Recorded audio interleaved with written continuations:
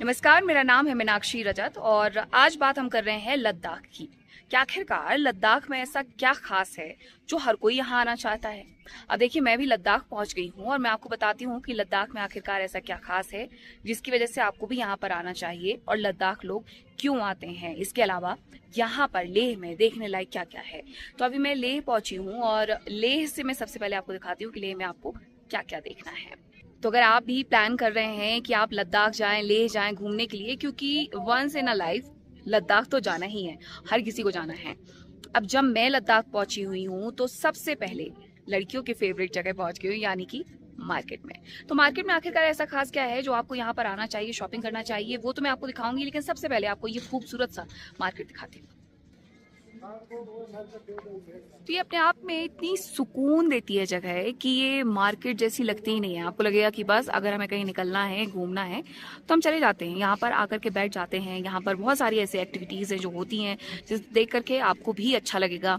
यहाँ आप जब आएंगे और एज अ टूरिस्ट अगर आप आ रहे हैं तो यहाँ से क्या कुछ लेकर के जा सकते हैं वो मैं आपको बताती हूँ। देखिए, फ्रिज मैग्नेट जो कि हर कोई लेकर के जाता है। इसके अलावा यहाँ के जो वॉल हैंगिंग्स होते हैं वो बड़े फेमस होते हैं, खूबसूरत भी होते हैं, वो भी आप लेकर के यहाँ से जा सकते हैं। ये मार्केट कितना खूबसूरत है, ये देखिए। तो अगर आप आ रहे हैं लद्दाख तो यहाँ से यहाँ की जो खूबसूरत वॉल हैंगिंग है वो लेकर के जाएं, की चैन लेकर के जाएं और यहाँ के मार्केट को आप एक्सप्लोर करें। यहाँ से हालांकि जो ड्राई फ्रूट्स हैं वो भी लेकर के जाने चाहिए। अब यहाँ पे बताया ये गया है कि एप्रिकॉट जो है वो बहुत अच्छे मिलते हैं। सबसे अच्छे एप्रिकॉट जो है वो लद्दाख में ही मिलते हैं। हालांकि जब कारगिल के रास्ते आप जाते हैं तो वहाँ पर आपको फ्रेश एप्रिकॉट भी मिलते हैं क्योंकि अभी सीजन है, लेकिन वो आप लेकर के नहीं जा सकते हैं, वो खराब होने लगते हैं।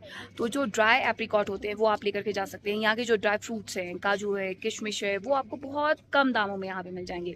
आप वो भी यहाँ से लेकर के जा सकते हैं। तो इस मार्केट में आप आएँ तो ये गिफ्टिंग की चीज़ें तो लेकर के ही जाएं, लेकिन हेल्दी पर्पस के लिए आप जो ड्राई फ्रूट्स है वो यहाँ से ज़रूर लेकर के जाएं। यहाँ के ड्राई फ्रूट्स की क्वालिटी बहुत अच्छी होती है। यहाँ के ड्राई फ्रूट्स बहुत अच्छे हैं, बहुत सस्ते हैं। मैं आपको दिखाऊंगी, मैं अभी थोड़ी देर में लेने वाली हूँ और आपको दिखाऊंगी कि यहाँ के जो ड्राई फ्रूट्स हैं वो कितने सस्ते हैं और कितने अच्छे हैं। तो जैसा मैंने आपसे कहा था कि अगर आप यहाँ आ रहे हैं, यानी कि ले आ रहे हैं, तो यहाँ से ड्राई फ्रूट्स ज़रूर लें। और मैंने इतने सारे ड्राई फ्रूट्स लिए हैं। और यहाँ के ड्राई फ्रूट्स एक तो सस्ते होते हैं और उससे ज़्यादा अच्छी बात है कि अच्छे होते हैं। यहाँ का एप्रिकॉट तो वैसे भी बहुत ज़्यादा फेमस है, पूरी दुनिया में जाता है। और अगर आप ले आए हैं तो एप्रिकॉट तो ज़रूर से लेकर के जाएं।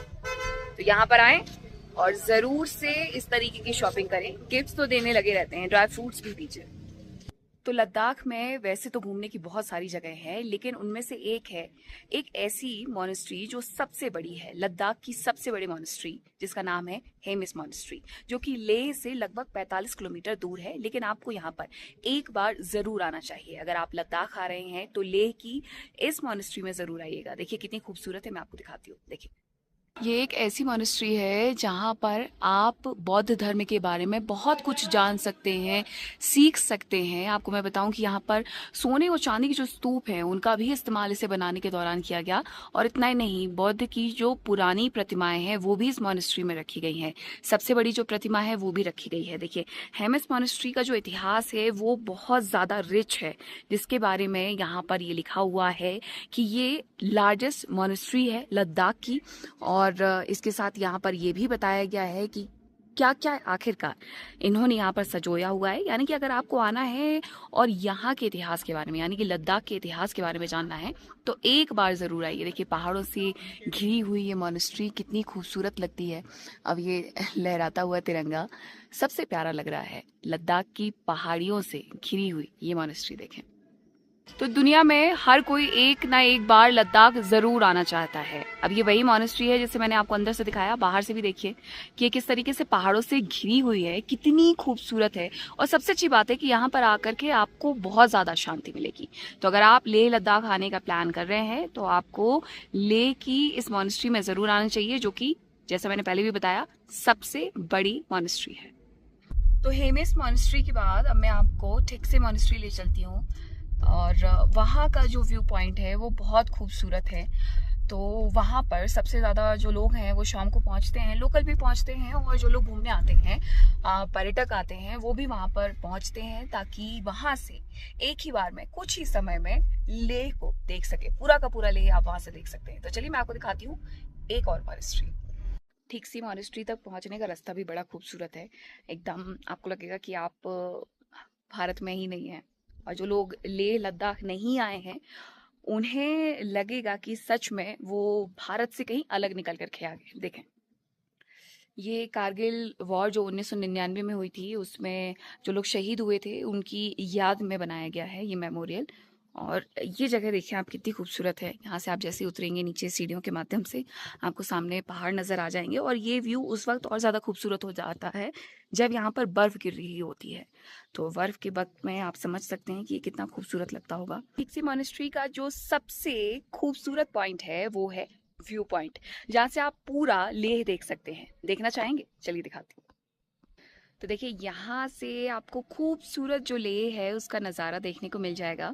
और शाम के वक्त पर लोग यहाँ पर सबसे ज़्यादा आते हैं, क्योंकि यहाँ मौसम बदल जाता है। एक तो ये पहाड़ पर है और ऊपर से लेह, तो अपने आप में मौसम यहाँ पर परिवर्तित होते रहता है। आप सभी जानते होंगे इस बारे में। अब देखिए, ठिकसी मॉनेस्ट्री का सबसे अच्छी बात जो है वो यही है कि यहाँ का व्यू पॉइंट बहुत खूबसूरत है। यहाँ पर बैठ करके आपको एक अलग ही शांति की अनुभूति होगी। लेह लद्दाख आने वाले लोग ऐसी ही ऑफ बीट जगह पर आना पसंद करते हैं। हालांकि ऐसा नहीं है कि ऑफ बीट है, टूरिस्ट आते हैं, लेकिन हाँ, फिर भी ऑफ बीट मैं इसे इसलिए कह रही हूँ क्योंकि यहाँ पर आकर के जो सबके बीच में रह कर के भी आप अपने मन को एकाग्र कर सकते हैं, शांति का अनुभव कर सकते हैं। वो शायद दुनिया में भीड़ भाड़ वाली जगह पर नहीं कर सकते, लेकिन इस जगह पर आकर के आप जरूर कर सकते हैं। तो अगर लेह लद्दाख आ रहे हैं तो ठीक से भी आइए और यहाँ से खूबसूरत नज़ारा भी देखिए। जगह खूबसूरत हो और उस जगह तक पहुँचने का रास्ता खूबसूरत हो तो बात ही और अलग हो जाती है।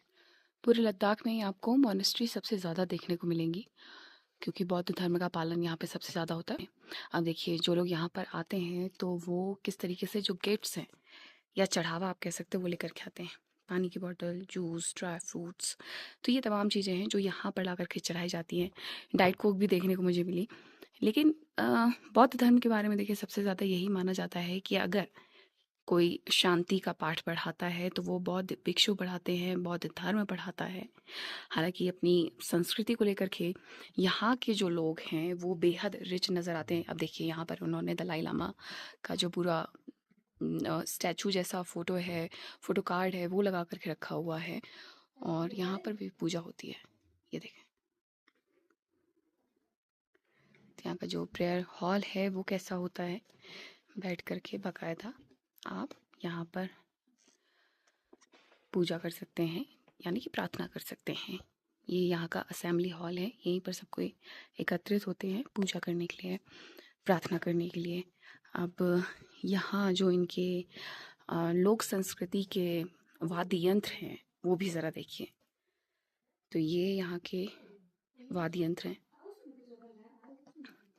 यहाँ पर बैठ कर के अपने आप में एक अलग सी शांति की अनुभूति होती है, और इस बात को कोई अस्वीकार नहीं कर सकता। बहुत सारे लोग हैं जो घूमने के लिए आते हैं, वो सिर्फ इसलिए आते हैं लेह लद्दाख में क्योंकि उन्हें यहाँ पर बौद्ध धर्म के बारे में बहुत कुछ जानने को मिलता है।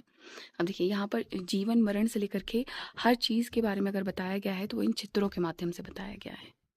बौद्ध धर्म के बारे में अगर जानना है, समझना है, तो यहाँ पर आकर के लोग अपना वक्त बिताना बहुत ज़्यादा मुनासिब समझते हैं। उन्हें लगता है कि अगर हम यहाँ पर आएंगे तो यहाँ पर बौद्ध धर्म के बारे में बहुत सारी चीज़ें वो सीख पाएंगे, समझ पाएंगे।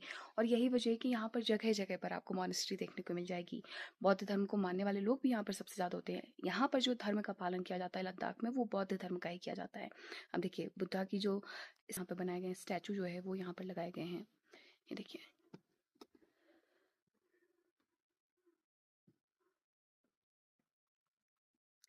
यहाँ की मान्यताएं थोड़ी सी अलग हैं, लेकिन यहाँ की जो संस्कृति है मैं मानती हूँ कि बहुत रिच है। मैंने आज भी जब मैं एयरपोर्ट से आई तो मैंने देखा कि कुछ बहुत भिक्षु आने वाले थे और उनके स्वागत के लिए कैसे जो पूरे लेह लद्दाख के लोग हैं वो एकत्रित हो गए थे। वो तस्वीरें भी मैं आपको दिखाती हूँ, देखिए।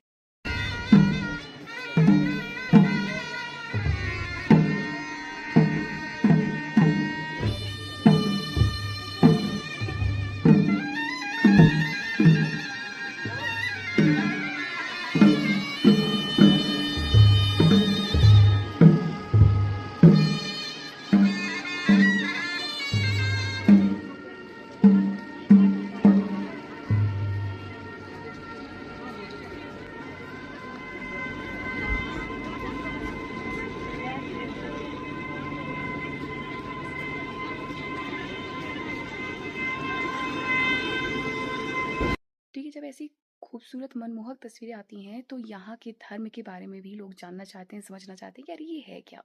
और देखिए, क्योंकि मैं अभी एक टेम्पल के अंदर मौजूद हूँ, तो बहुत तेज बात नहीं कर सकती हूँ, लेकिन आई होप कि आप समझ रहे हैं कि ये सिर्फ और सिर्फ धर्म के बारे में है, यहाँ की संस्कृति के बारे में है, और लेह संस्कृति का केंद्र है यहाँ का। तो अगर आप ठीकसी मॉनेस्ट्री या फिर हेमिस मॉनेस्ट्री जा रहे हैं तो आपको वहाँ पर पहुँच करके 50 रुपए का पर पर्सन एक टिकट लेना होगा, और उसके बाद ही आप अंदर जा सकेंगे। अंदर जा करके जो बौद्ध धर्म की संस्कृति उसके बारे में जान पाएंगे, समझ पाएंगे, उन मठ को, मॉनेस्ट्री, उन मठ को आप देख पाएंगे।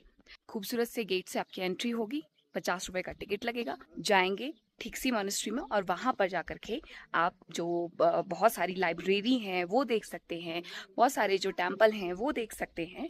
तो आएंगे तो एक टिकट ज़रूर ले लीजिएगा।